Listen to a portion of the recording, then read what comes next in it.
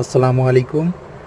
আপনারা দেখতে পাচ্ছেন একটি ঘোড়ার উপর কিছু কাঠ বহন করছে। সো আমরা আগে জানতাম ঘোড়ার পিঠে করে মানুষ মালামাল বহন করত, মানুষ ব্যবসা করত। তখন এরকম আধুনিক যুগে গাড়ি ছিল না।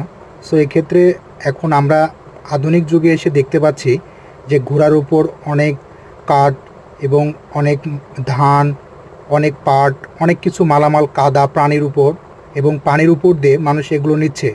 তো তাদের আসলে প্রচণ্ড কষ্ট হয়, তারা কিন্তু মুখ ফুটে বলতে পারে না এবং রোদ বৃষ্টি ঝড়ের মধ্যে তারা এরকম ধরনের কাজ করে থাকে।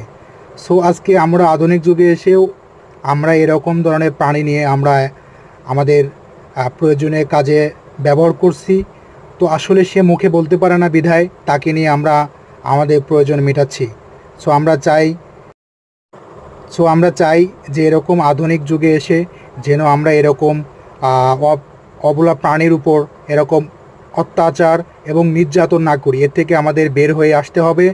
ইভেন আমরা চাই যে আধুনিক যুগে এবং আমরা প্রযুক্তি নিয়ে আমাদের অনেক কাজ হচ্ছে এবং প্রযুক্তি অনেক আগাচ্ছে এবং প্রযুক্তির মাধ্যমে আমরা আমাদের প্রয়োজনগুলো মেটাবো। ধন্যবাদ। আসসালামু আলাইকুম।